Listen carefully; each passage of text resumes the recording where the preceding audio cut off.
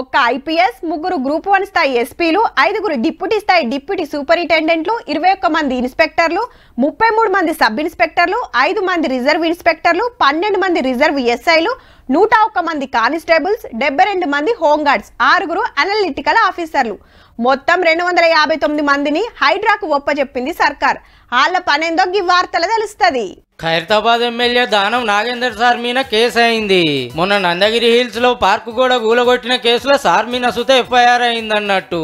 సర్కార్ ఆస్తిని నష్టం చేసిండ్రనేది కేసు. లేలే ఆడ గరీబ్ల బస్తుంది, దానికి తోవ లేకుండా చేస్తుండ్రని సారు. ఏమైందో చూస్తానికి పోతే సార్ మీద కేసు పెట్టిండ్రట. ఇంకోటి ఏంది, పార్క్ కట్టాలని నేను కూడా చెప్తున్నా. ఆ రోడ్డు దారి వదలాలి, లేకుంటే ఎట్టుపోతారు దారి ఎట్లా పోవాలి. వీళ్ళ మీద అధికారుల మీద నేను ప్రివిలేజ్ మోషన్ ఇస్తున్నా. ఎందుకంటే నా నియోజకవర్గానికి పోవద్దని చెప్పడానికి వాళ్ళెవరు? సర్కార్ జాగలు, పార్కులు, చెరువులు కాపాడటానికి హైడ్రా పెట్టిండ్రు కదా. అగో దాని పెబ్బర్ రంగనాథ్ సారే ఇదంతా చేపించిండని దానం సార్ గుస్సా అవుతుండు. ఇంకా 10 కేసులు పెట్టుకున్నా నేను భయపడను. ఇలాంటి ఆఫీసర్లు ఇంతమందిని చూసినా ఇంతమంది పోయి నా ముందుకెచ్చి. నాగేందర్ సార్ కార్ టికెట్ మీద గెలిచి కాంగ్రెస్ లకు వచ్చిండు. అధికార పార్టీలు ఎమ్మెల్యే మీద కేసు పెట్టిండ్రు అంటే మామూలు ముచ్చటేం కాదు. చూడాలి మరి ఏమైతుందో.